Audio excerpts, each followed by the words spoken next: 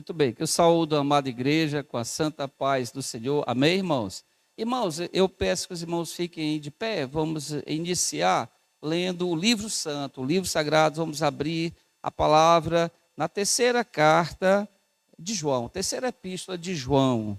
E vamos ler do capítulo 1, dois versículos, versículo 1 e o versículo 2. Terceiro a João, capítulo 1, versículos 1 e 2. E a palavra, irmãos, vai dizer o seguinte: o presbítero ao amado Gaio, a quem, na verdade, eu amo. Amado, desejo que te vá bem em todas as coisas e que tenhas saúde, assim como bem vai a tua alma. E voltando um pouco, vamos ao escrito de Paulo a Timóteo, 1 a Timóteo, capítulo 5, versículo 23. E Paulo vai orientar o seu discípulo Timóteo, dizendo: não bebas mais água só, mas usa de um pouco de vinho por causa do teu estômago e das tuas frequentes enfermidades. Amados, essa leitura é para mostrar que o livro santo, que o nosso Deus também podeis assentar, amados, que o nosso Deus tem preocupação com a nossa saúde. Então a nossa saúde tem um papel tão importante na obra que, como nós obreiros, podemos ter disposição para a obra, vigor para a obra, se não tivermos saúde. Quando João escreve a Gaio, ele vai deixar bem claro: eu oro pela tua saúde, como também pela tua vida espiritual.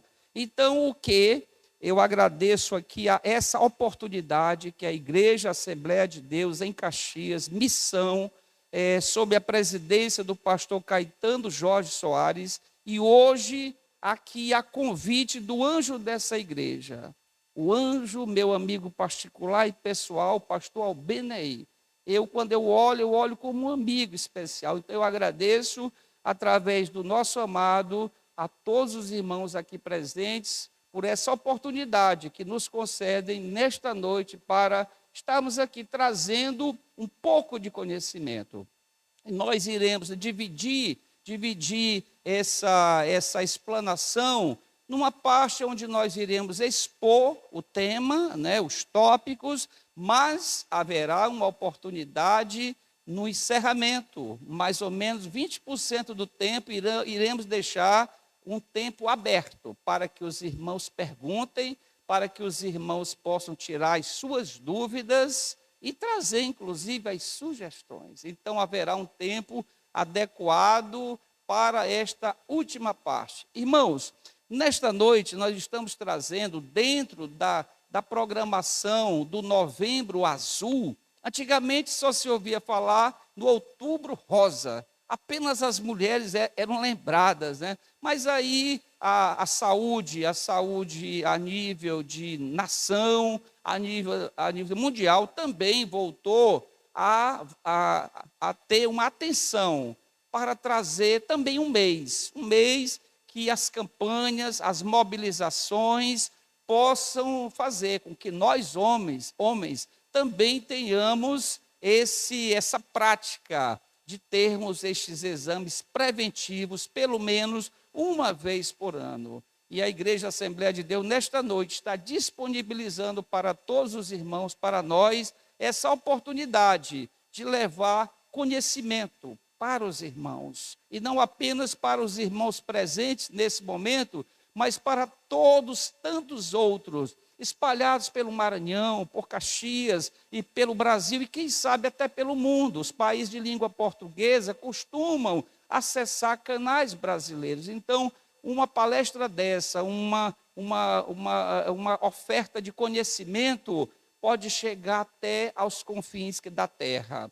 E nós sabemos, através do profeta Oséias, no capítulo 4, versículo 6, que ele nos alerta. E ele diz, e Deus falando pela boca do profeta, ele vai dizer que por falta de conhecimento, o povo se perde. Então eu digo, por falta de conhecimento, parafraseando aqui o profeta, eu diria que por falta de conhecimento, muitos homens estão perdendo as suas vidas, e às vezes de forma precoce, porque falta o conhecimento. Então, nesta noite, será disponibilizado de uma forma simples, numa linguagem acessível para os irmãos, conhecimento a respeito desse órgão, a respeito desse tipo de doença que tanto aflige, tanto mata. Irmãos, a próstata, ela é um órgão. Muitos pensam que a próstata faz parte do sistema urinário. Não, a próstata ela faz parte do sistema reprodutivo. Ela produz uma enzima, ela produz uma substância que é o principal componente do sêmen, do esperma masculino. Mais de 60% do esperma é um componente chamado PSA, que é o antígeno específico da próstata, que é o significado. PSA vem do inglês, né? Então é o antígeno vindo de trás para frente, é o antígeno específico, que no inglês é com S, prostático. Então é uma substância produzida pela própria próstata, e essa substância vai participar da ejaculação do sêmen que o homem elimina no ato sexual.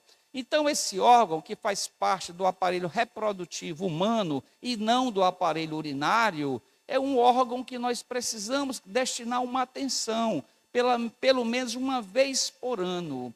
Nós, homens, devemos passar por uma rotina diante de um profissional da saúde, de um profissional médico, pelo menos uma vez por ano. Até porque, irmãos, os cânceres que acometem a próstata, ele já é hoje, no Brasil, a segunda causa de morte entre os homens.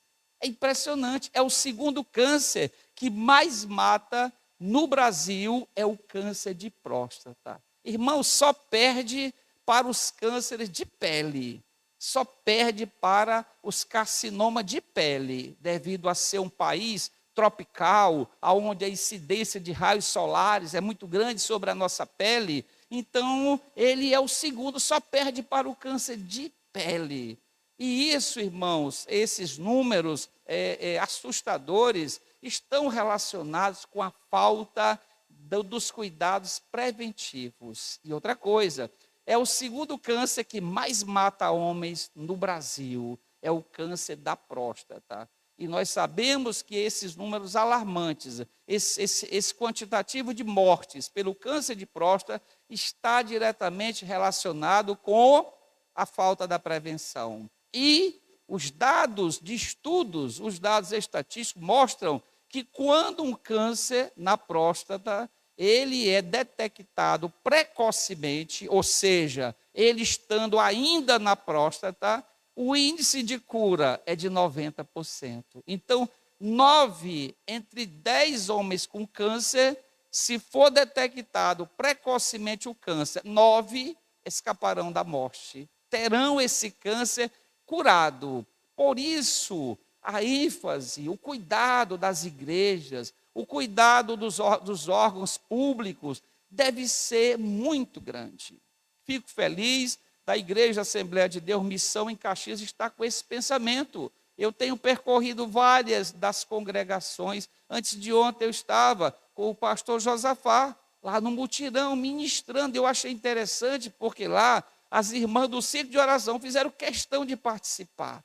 E elas entenderam que, devido a muitas delas não ter o esposo se congregando, elas absorveram o conhecimento para levar para os esposos. Eu achei interessante, né? Então, meus irmãos, já falei sobre isso, e o rastreamento, ele deve ser feito a partir dos 50 anos. Muitos homens, pastor, perguntam, doutor, a partir de que idade? A idade estabelecida pela Organização Mundial de Saúde, a partir dos 50 anos.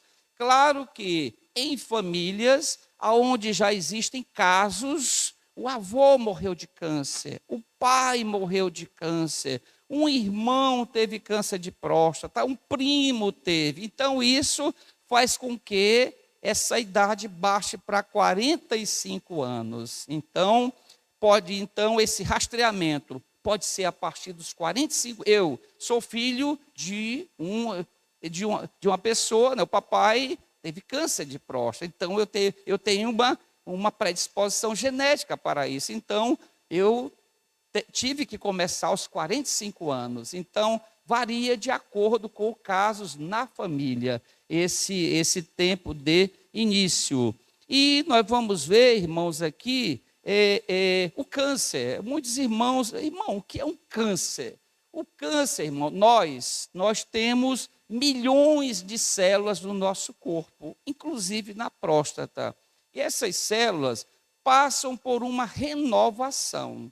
Elas se renovam. As nossas células, irmãos, que nós nascemos, não existem mais.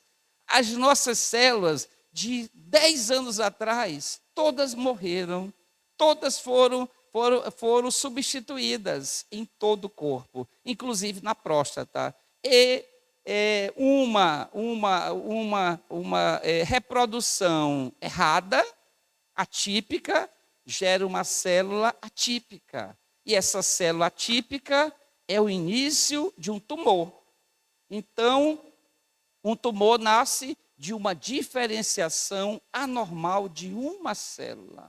E essa célula vai se reproduzindo de forma anômala até gerar um tumor. E nós vamos ver que existem fatores, que é muito importante que nós homens saibamos que existem fatores que predispõem a isto. E esses fatores fazem parte, jovens irmãos, do dia a dia. É o nosso estilo de vida, o que nós comemos, do que nos alimentamos, quais são os nossos hábitos. Somos sedentários ou temos uma prática de atividade física? Nós, eu digo de um modo geral, estamos consumindo, né, bebidas alcoólicas. Falo isso para as pessoas que não estão aqui nesse meio, né, nesta noite, e pessoas ingerindo, né, bebidas alcoólicas, pessoas que são tabagistas, consomem cigarro diariamente. Eu tenho uma luta muito grande lá na minha sala de ultrassom. Eu sempre indago aos pacientes: o senhor fuma? A senhora ingere bebida alcoólica? Meus irmãos, é alarmante o número de pessoas, o percentual de pessoas que consomem bebidas alcoólicas na nossa cidade. E as pessoas que consomem o cigarro. E são vários os pretextos. Hoje eu ouvi da boca de um paciente, disse: olha, doutor Elton, eu bebo socialmente. Semana passada eu ouvi um dizer que ele bebe, mas é esportivamente. Esportivamente, né? Então, eles têm sempre uma justificativa para explicar o erro, né? E eu tenho feito uma campanha pesada contra o consumo de bebidas alcoólicas e do cigarro, lá na minha sala de exame, porque eu me deparo com homens com esteatose no fígado, homens com cirrose no fígado, homens com câncer de próstata, e eu sei que aquele câncer não veio do nada, ele veio de uma célula. Ele veio de uma célula que se reproduziu de forma atípica e anômala, provocada pelos hábitos de vida daquela pessoa. É interessante falar também, irmãos, não se sabe o porquê, mas os homens de raça negra têm uma propensão maior a ter câncer de próstata. Irmão, qual a razão disso? Não se sabe. Mas a maioria dos casos de câncer de próstata é em homens da raça negra. Tá? A raça branca é menos acometida do que a raça negra. E não se sabe, de fato, o porquê dessa questão racial. Outro fator, irmão, muito importante, a obesidade. É muito comum, vemos jovens que estão ainda nos seus 18, 20 anos, manter o peso. Jogam uma bola, um futebol, andam de bicicleta, fazem uma caminhada, mas chega aquela idade onde o homem perde esse hábito e ele começa a ganhar peso, o sobrepeso, ele começa a ganhar peso. E dentre esses fatores de risco, a obesidade, o sobrepeso, o ganho de peso é um fator importantíssimo. Por quê? Mais casos de câncer de próstata entre os obesos do que entre os magros. Então, a obesidade é um fator importante. O sedentarismo é outro fator que está vinculado à obesidade, mas o sedentarismo, a falta de uma prática rotineira de atividade. Muitas vezes temos uma dificuldade dentro da cristandade. Às vezes os irmãos, mas eu me dedico à obra, eu sou um obreiro, eu não tenho tempo para fazer uma caminhada. Irmãos, eu aceito a justificativa dos irmãos, mas tem o outro lado. Em breve você será um doente, e o doente ele não vai ter como participar da obra. Não é à toa que João e Paulo estão advertindo os seus discípulos, dizendo para cada um, Timóteo, usa um pouco de vinho, claro que não alcoólico, né? Usa ali que te fará bem para o teu estômago, né? E João, preocupado com o discípulo Gaio, disse, eu estou orando pela tua saúde, Gaio, para que te vá bem. Então, o crente, o obreiro, ele tem que ter saúde, ele tem que ter disposição. Então, é preciso algum tempo, é preciso assim uma disciplina. Eu digo para meus pacientes, não precisa você ir para uma academia, você tem a rua que você mora, você tem o quarteirão que você mora, suficiente para fazer aquela caminhada, né?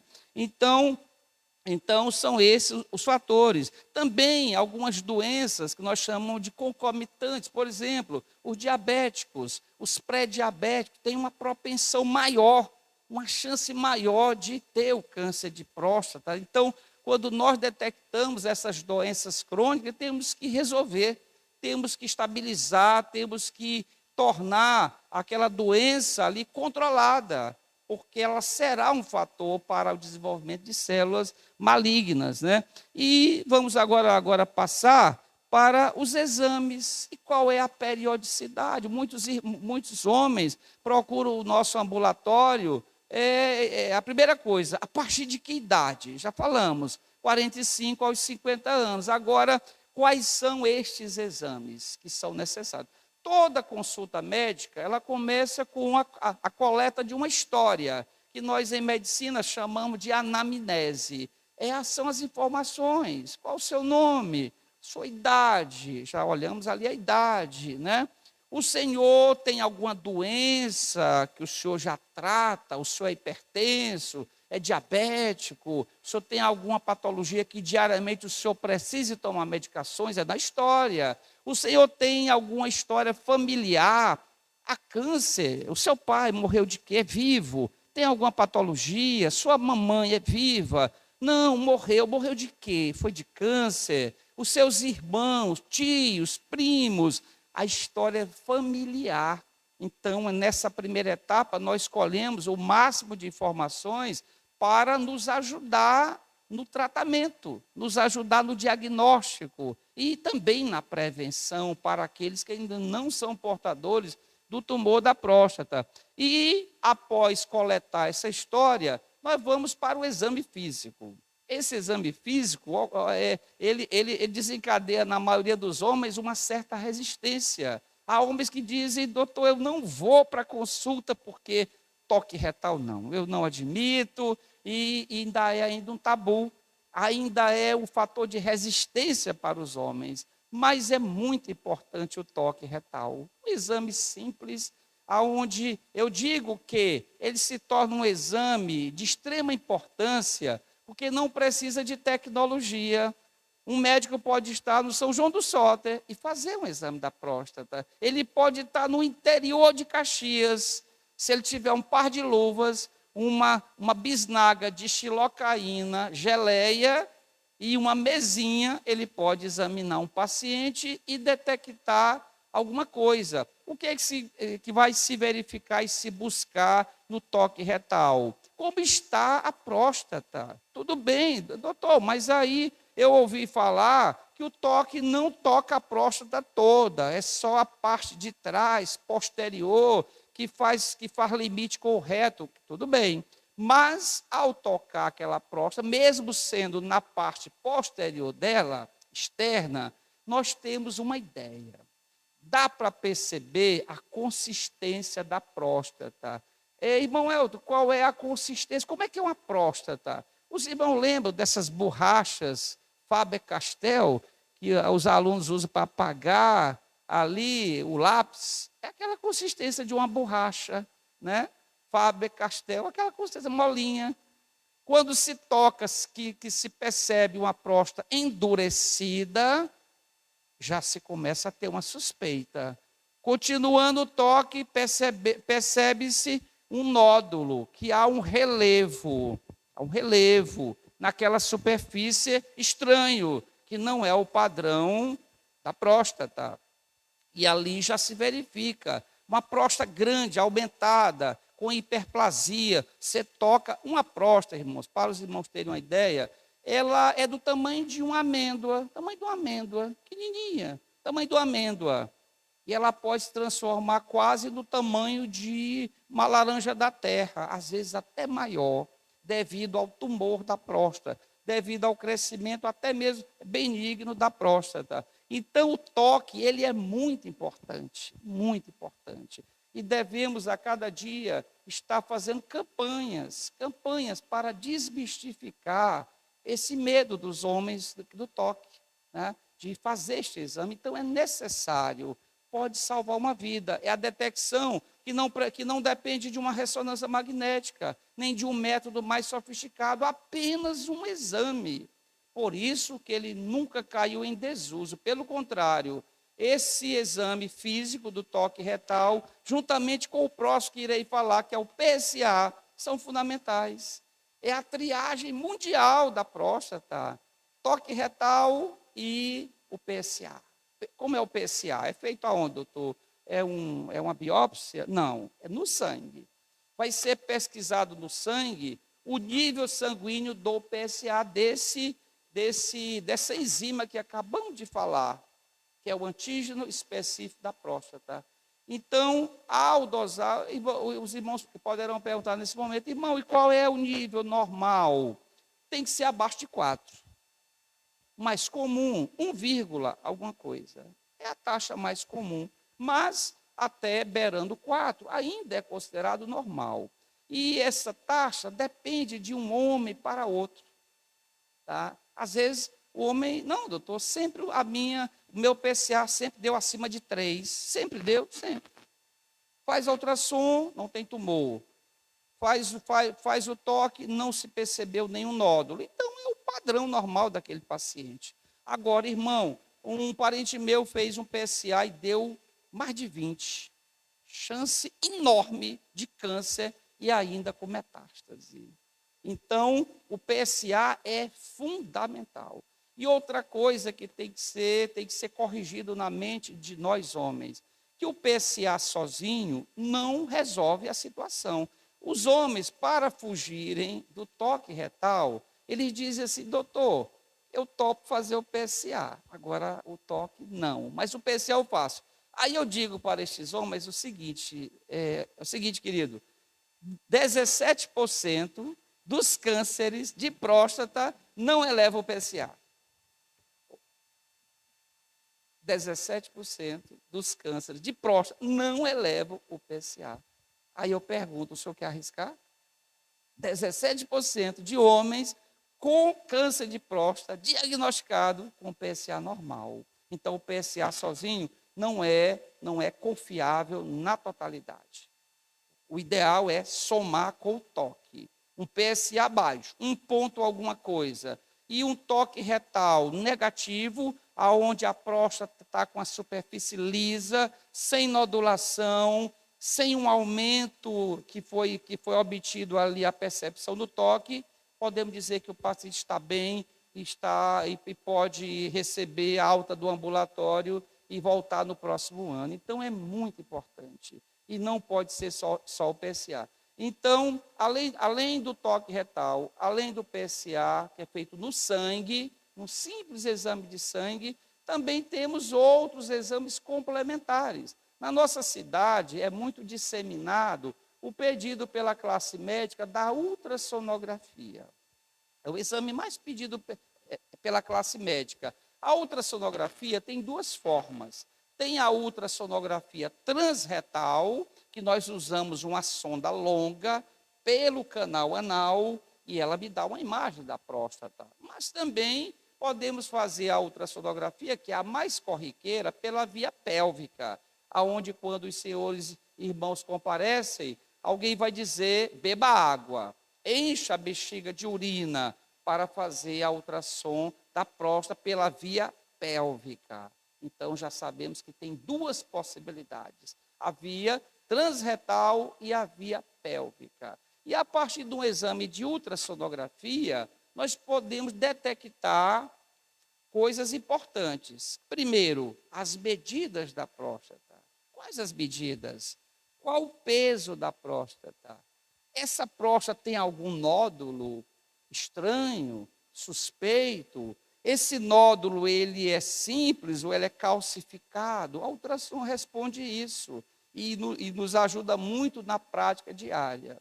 Um outro exame que também poderia fazer parte, mas é um exame de um custo maior, de uma disponibilidade nas redes públicas muito escasso, é o exame da ressonância magnética. É um exame maravilhoso de imagem para a próstata, mas tem um fator contra, que é os custos.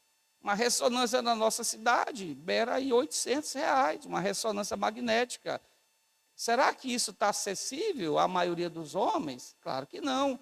A rede pública está oferecendo gratuitamente, não consegue atender a demanda. Então, se torna um exame em casos excepcionais. Então, ficamos, de um modo geral, com o toque, com o PSA e com a ultrassonografia. Mas também existem outros exames que poderá haver necessidade ou não. Digamos, fazemos tal PSA. Exemplo aqui, um paciente X fez um PSA, deu 6, bem acima de 4. Aí esse paciente, no toque retal, percebemos uma nodulação da próstata. Ela está irregular a superfície dela. E esse paciente, na ultrassom, apareceram 3 nódulos, 3. Aí, nódulo, ou seja, muito característico de um paciente com um tumor na próstata. Aí esse paciente deve ser encaminhado para fazer uma biópsia, uma punção da próstata. Irmão Elton, é um exame difícil? Não, é feita uma sedação do homem e sedado, o médico usa a própria sonda de fazer o exame pela via retal. E ele acopla na ponta desse instrumento um sistema que ele vai o quê? Vai usar agulhas. E guiado pela imagem da ultrassom, ele vai vendo cada nódulo e vai disparando uma espécie de uma pistola. Aí essa pistola vai lá no nódulo, busca a célula e traz. Aí ele pode puncionar um nódulo, 2 nódulos, 3, 4, 5, e o resultado deste exame, destas células, vai determinar que tipo de tumor é aquele. É um nódulo benigno? É um nódulo cancerígeno? Aí é importantíssimo, muito importante, fazer a punção com biópsia. Na nossa cidade não está dispondo ainda dessa metodologia, mas bem que em Teresina se faz. O meu pai, quando foi detectado, o que eu detectei na ultrassom, ele estava com PSA elevado, nódulos da próstata, eu fui com ele até Teresina, no Hospital São Marcos, e lá eu acompanhei lá o colega na punção, e todas as punções deram malignidade. Ele foi curado, foi operado da próstata, entrei até na cirurgia, e ele foi curado. Por quê? Porque o tumor estava restrito à próstata. Ele não invadiu a cápsula, a próstata. Imagine aqui assim um abacate. O abacate tem a casca e tem aquela polpa, né? Então, a casca é a cápsula da próstata e a massa é a próstata. Então, os tumores que não estão invadindo a cápsula, que não migraram para outro local, Aí a ressecção cirúrgica da próstata passa a ser um tratamento curativo. Ele foi curado. Claro que antes de fazer o procedimento cirúrgico, ele passou por um scanner. Irmão, o que é scanner?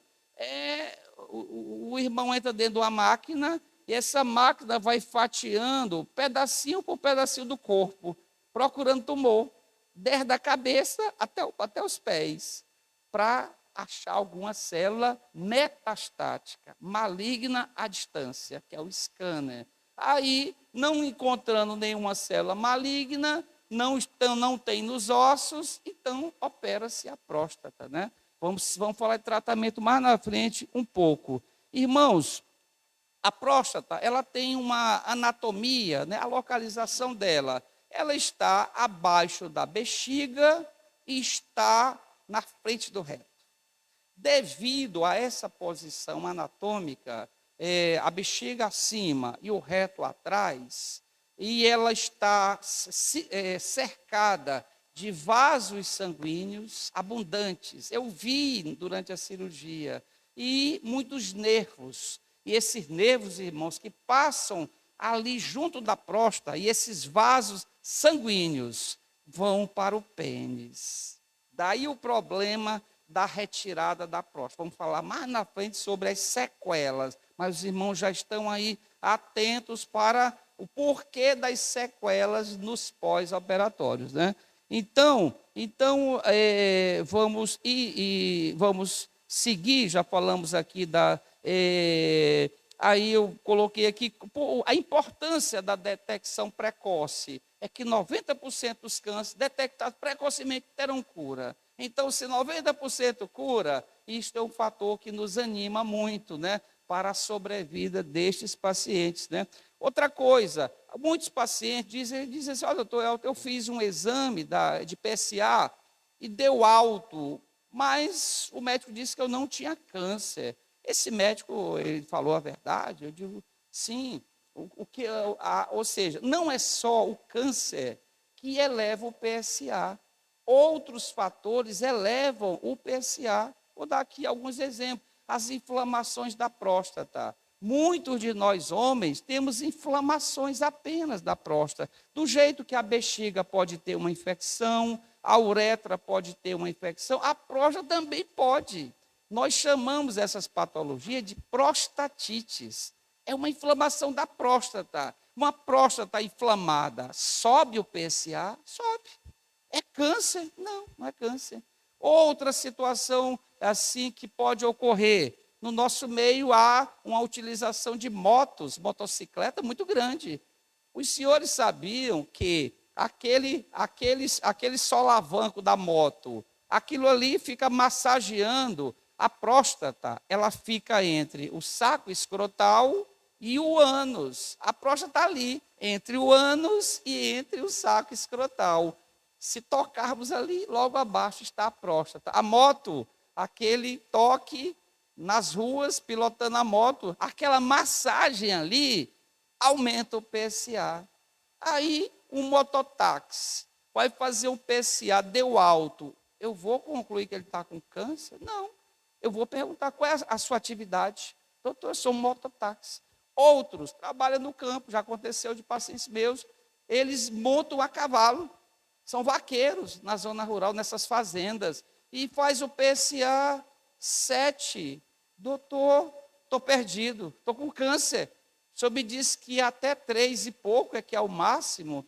Não, a atividade, o ato de cavalgar, a sela do cavalo massageia a região perineal do homem, que é entre o saco e o ânus. E isso eleva o PSA. Outro fator, o homem vai colher o PSA, aí na noite anterior ele manteve relação com a esposa. Vai aumentar o PSA? Vai. Então, devemos estar sempre observando e ensinando para os pacientes a forma correta de fazer o exame, né? De fazer o exame. Então, a relação sexual deve ser evitada a mais de 48 horas antes da coleta do PSA, senão vai dar elevado e vai dar uma interpretação não correta da situação daquele paciente, né? Então, nós falamos sobre isso. E também, irmãos, aqui uma observação: algo muito frequente. Hoje eu detectei vários homens com aumento benigno da próstata. Nós chamamos isso hiperplasia prostática benigna, que é o HPB. É uma sigla, todo mundo ouve falar. A hiperplasia da próstata. Nós homens, todos nós homens, a partir dos 50 anos, a grande maioria de nós aumentará a próstata. A próstata do jovem de 20 anos, 20 gramas, tamanho de uma amêndoa. A dos 50, 25 gramas, 26, 27. A próstata tem uma tendência de crescimento natural. Natural, ela vai crescer na maioria dos homens. Então a principal patologia, uma das patologias muito encontradas, é o aumento, é a hiperplasia prostática benigna. Não tem câncer nenhum, não tem nenhum nódulo, nenhum tumor, mas a próstata é grande, eu vejo demais, eu faço ultrassom dos homens com próstata com 70 gramas, 100 gramas, e doutor, de que tamanho é essa próstata? Um dia disse brincando, doutor, parece que está do tamanho de um coco. Eu digo, não é tanto, mas está do tamanho de uma laranja da terra, aumentada.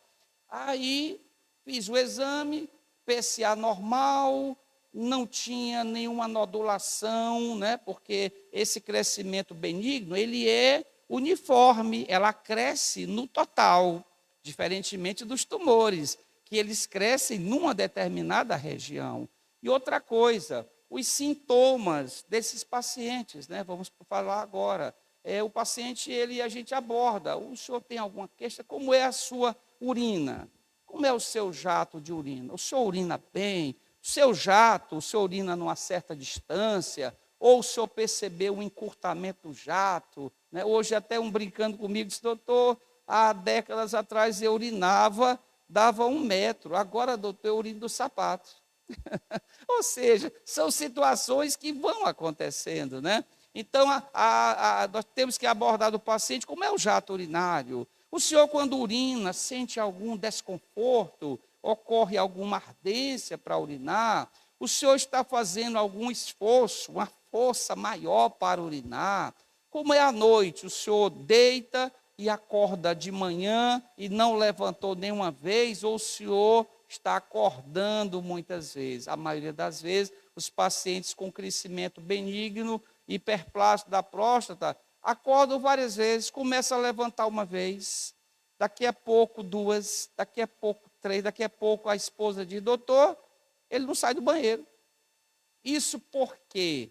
Porque os tumores da próstata, claro que os tumores da próstata, mais frequentemente, eles estão na periferia da próstata, mas há tumores próximos da uretra.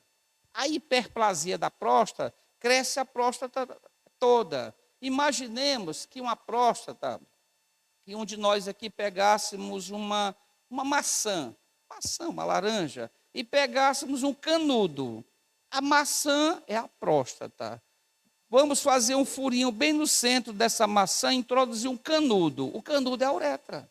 Então, todo o crescimento da próstata vai se refletir na uretra, porque vai haver uma compressão da massa que cresceu em cima daquele canal da urina, que passa por dentro da próstata. Por isso que a nossa uretra, ela se inicia na bexiga. Logo em seguida, ela já é dentro da próstata.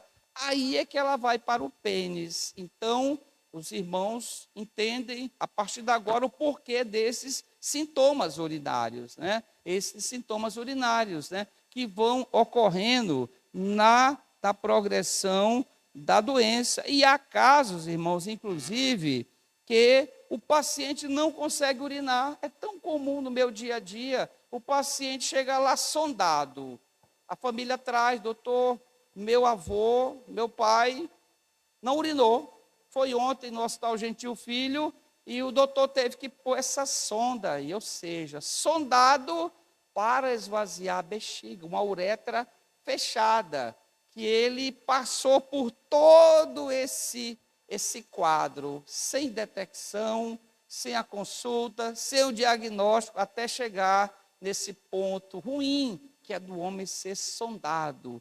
aquilo é desconfortável, é doloroso, é algo que tira, que afeta o interior do homem. Ele está ali com a sonda, uma bolsa que ele está segurando ali para coletar a urina, é desagradável. Afeta, inclusive, o lado psicológico do homem, ele perde o ânimo pela vida. Então, e essas situações sabemos que chegaram até lá pela falta da periodicidade, do rastreamento precoce desses tumores, né?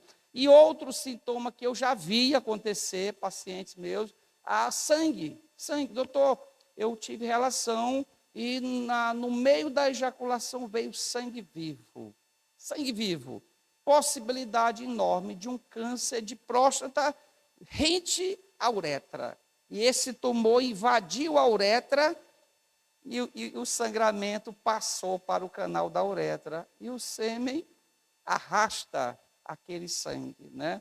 Juntamente com o jato, né, espermático. Então, é um sinal de gravidade que deve imediatamente ser estudado, avaliado. Tá bom, meus amados? Então, vamos passar um pouquinho aqui sobre o tratamento, né?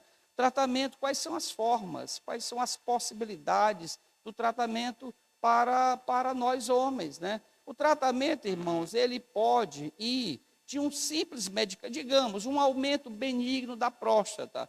Há uma diversidade enorme de medicamentos que se utiliza para que essa próstata possa voltar ao seu estado normal. O tratamento pode ser apenas medicamentoso, que é o mais difundido, o mais disseminado. Tá? Existe também, há também o tratamento cirúrgico. O tratamento cirúrgico, ele não é uma primeira escolha para o homem, né? Não é a primeira escolha. Por quê? Devido às complicações, devido às sequelas da cirurgia, mas quando um tumor está restrito à próstata, meu pai, o câncer estava apenas na próstata, e sabia-se ali que a remoção daquela próstata seria uma forma de curar definitivamente o tumor. Por quê? Por que se diz isso da cirurgia? Porque há também a radioterapia. Há pacientes com tumor, 2 nódulos ali, foi detectada a malignidade, aquele homem, ele fala com a equipe médica e diz, olha, eu não quero tirar minha próstata, eu temo ficar impotente, eu temo ficar me urinando, que é a incontinência urinária, não aceito, que o paciente é que diz a última palavra, não é o médico, não é a equipe médica. E o paciente pode dizer, não, doutor, eu tenho 2 nódulos, eu vou optar pela radioterapia. E ele vai para o tratamento de radioterapia. Através desse método, há uma possibilidade muito grande da morte dessas células malignas. Há um inconveniente com a radioterapia, porque esse método, ele muda muito a consistência da próstata. Mata o tumor, mas ele cria uma fibrose, um tecido duro na próstata. Aí digamos que esse paciente, esse câncer volte depois de 10 anos de uma radioterapia. Essa próstata será muito difícil para ser removida cirurgicamente. Isso tudo tem que ser exposto para o paciente. Existem também os tratamentos que a gente chama de supressão hormonal. O que é a supressão hormonal? A castração. É um tratamento possível para o câncer. Nós sabemos que o câncer de próstata, ele tem uma relação. Qual é o combustível do câncer de próstata? Qual? É a testosterona. Irmão, o que é a testosterona? É um hormônio, irmãos, produzido pelos testículos. Os nossos testículos produzem a testosterona. E esse hormônio masculino, ele é um fator de crescimento do tumor. Ele acelera o crescimento do tumor maligno na próstata. E um dos tratamentos que se pode fazer é a castração do homem, tirar os testículos. Só que há muitos inconvenientes. O homem sem o hormônio masculino, que é a testosterona, passa a predominar nele os hormônios femininos. Ah, irmão, homem tem hormônio feminino? Tem. tem estrogênios também. Aí, sem a testosterona, não tem testículo, não tem o órgão que produz, vai prevalecer os estrogênios, os hormônios femininos, e vai fazer com que o homem passe a ter características femininas. Ele vai engordar, pode engordar, ele pode aumentar as mamas, olha só. Ele é como a testosterona, é o hormônio em nós homens que nos dão vigor e força para executar tarefas, jogar uma bola, pedalar uma bicicleta, fazer uma corridinha. Os homens sem a produção da testosterona são homens indispostos. São aqueles homens que já acordam assim, sem disposição. Doutor, eu acordo, doutor, cansado, uma fadiga, uma falta de ânimo. E sem falar que ele perde o apetite, a libido para o sexo. Então, isso aflige muito os homens. Então, isso tudo deve ser colocado para o homem. Essas possibilidades que podem ocorrer em consequência dos tratamentos, né? Então, vamos falar aqui um pouquinho aqui também a respeito, aqui em Caxias, eu trouxe uma época um médico lá de São Luís que formou comigo. Esse médico, ele estava recém-chegado dos Estados Unidos, formou comigo, da minha turma de medicina, doutor Luiz Carlos Muniz Cantanhede. Esse médico, ele foi aos Estados Unidos, fez um treinamento lá e adquiriu uma máquina. Essa máquina, ela realiza um procedimento em próstata chamado RTU. RTU significa ressecção transuretral da próstata. RTU, ressecar a próstata pela uretra. Aqui ele teve muitos meses vindo para cá. Ele vinha de avião, pousava naquele belo aeroporto de Caxias, né? Aí eu deixava lá um vigilante para ninguém mexer no avião dele, que ele vinha, e ele passava o dia na cidade, fazia o ambulatório no centro médico e fazia os procedimentos. Tá? Muitos homens aqui de Caxias não têm próstata, que foi retirada pelo método uretral. Agora, todo homem pode fazer o RTU? Não, tem os pacientes selecionados. Precisa ser uma próstata pequena. Ah, tem um tumor, está restrito à próstata, mas é pequena, ela não cresceu. Essa é possível a retirada dela pelo método RTU, a ressecção transuretral. Então, existem as indicações. E o urologista, na experiência, ele vai indicar o melhor tratamento possível para aquele paciente, né? Então, irmãos, as sequelas, que é o grande temor de nós, as sequelas. O paciente já perguntou, doutor, e que é o temor do homem é sempre a impotência. Duas, tem uma sequela terrível e uma mais terrível. A sequela mais terrível para os homens é a incontinência urinária. Eles operam da próstata e perdem o controle, uma parte, claro, do controle da vontade de urinar. Porque quando a próstata vai ser retirada cirurgicamente, a uretra passa, é o canudinho dentro da maçã. A retirada da maçã vai danificar o canudo, vai destruir a uretra. Aí o esfíncter, que é o anel muscular, que controla, o senhor pode estar agora com a bexiga cheia, mas está aí tranquilo. Agora, um prostatectomizado, ele pode, de repente, olhar e a urina está lá no sapato dele. A urinoa desceu pela perna e já está lá na meia. Pode acontecer. Isso se chama incontinência urinária, que é um temor dos pacientes, né? Então, os homens, às vezes, temem mais isso do que a impotência, né? A impotência, até porque a impotência existem alguns procedimentos, né? Eu vi um colega relatar um dia, um médico urologista, ele operou, vou contar aqui para os irmãos, ele fez a cirurgia, tirou a próstata pela via cirúrgica e esse paciente não ficou com incontinência urinária, mas ficou impotente.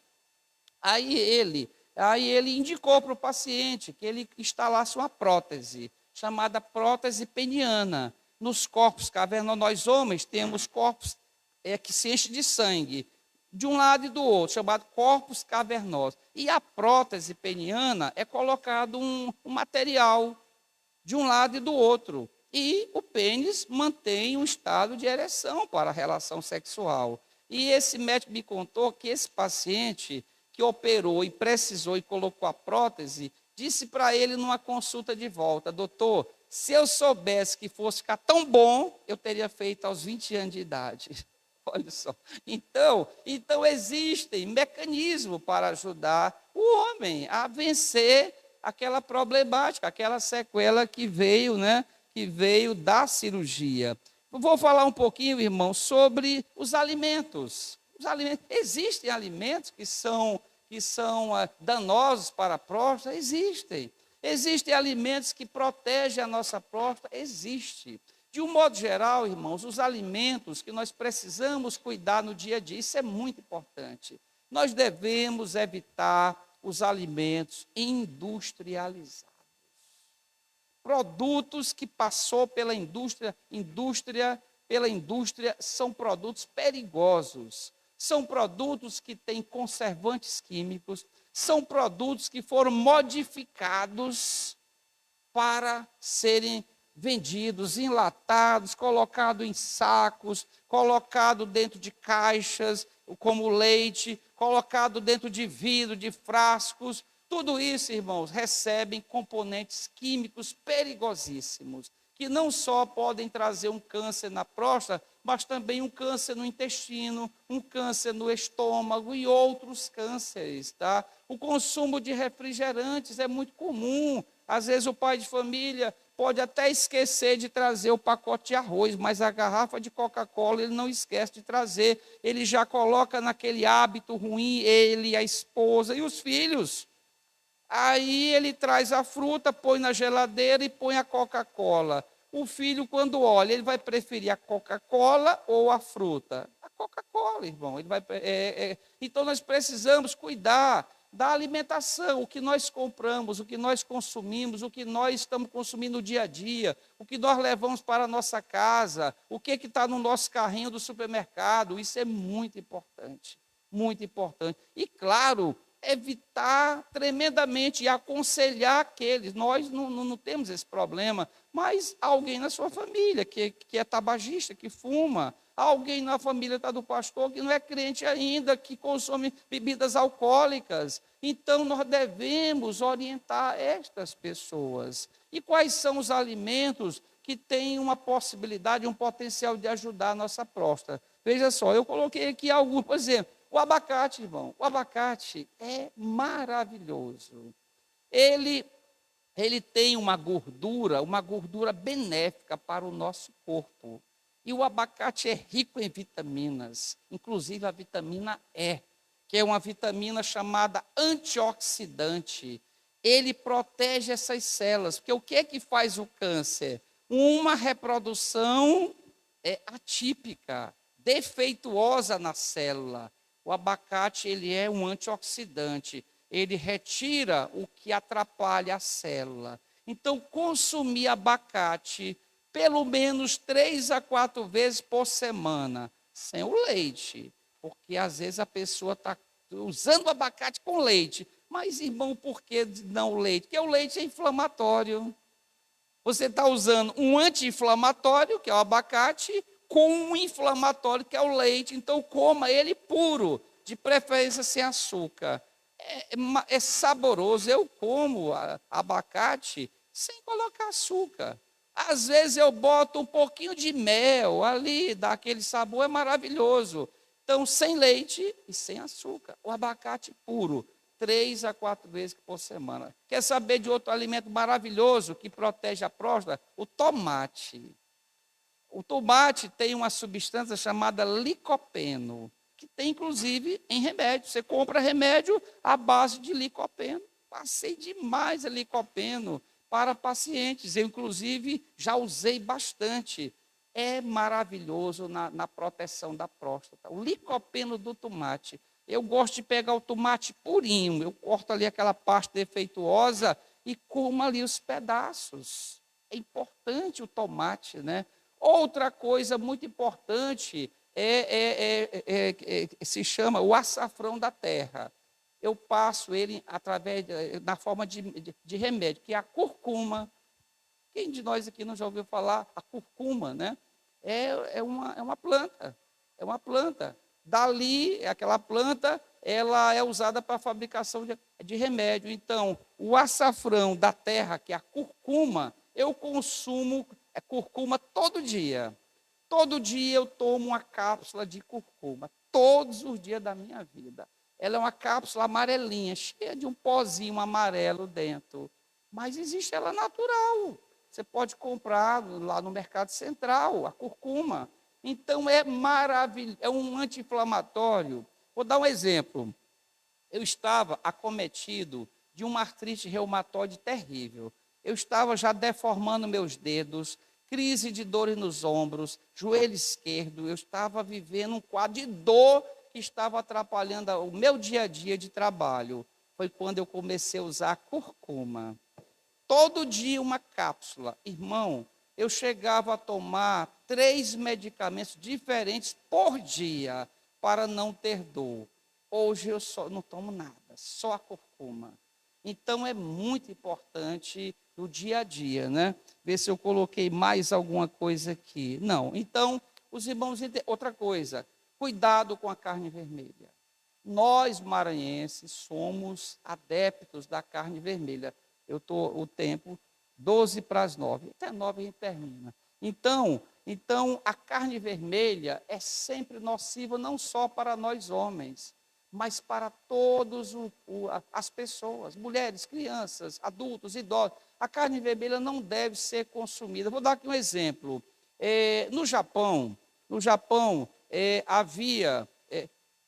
Foi feita uma pesquisa. Japoneses que eles na dieta dele não tinha carne, não havia carne vermelha. Apenas carnes brancas, frangos, peixes, legumes, frutas, verduras, só. Índice de câncer de estômago e de intestino baixíssimo. Esse mesmo grupo foi morar nos Estados Unidos. Lá, o consumo de carne vermelha é muito elevado. O que aconteceu? A incidência de cânceres aumentaram vertiginosamente por causa do consumo da carne vermelha. Irmãos, não consumam carne vermelha no dia a dia. Irmão Elton, não pode ser uma vez em 15 dias? É melhor do que todo dia. Irmão, uma vez no mês é melhor do que todo dia. Então, evitem, ensinem isso para vossas esposas, ensinem isso para vossos filhos. Não comprem carne vermelha para o dia a dia. Evitem, irmãos, tá?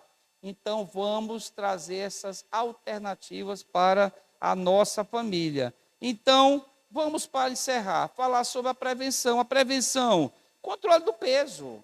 Não devemos nos conformar com o ganho de peso. Hoje eu perguntei para uma paciente, baixinho ali, claro, a senhora, joelhos inchados, artrite reumatoide, artrose do joelho, e eu me perguntei, como é que essa irmã vai caminhar? Irmã, a senhora está pesando quantos quilos? Eu estou 120. Eu disse assim, a senhora tem noção da repercussão desses 50 quilos a mais nos seus joelhos, na sua coluna, no seu coração, porque o sobrepeso sobrecarrega o músculo cardíaco, ele não vai aguentar muito tempo. Aí ela disse, então o peso, doutor, a senhora não era para estar com essas doenças reumáticas, é o peso, é o ganho excessivo. Então nós temos que ter esse cuidado, irmãos.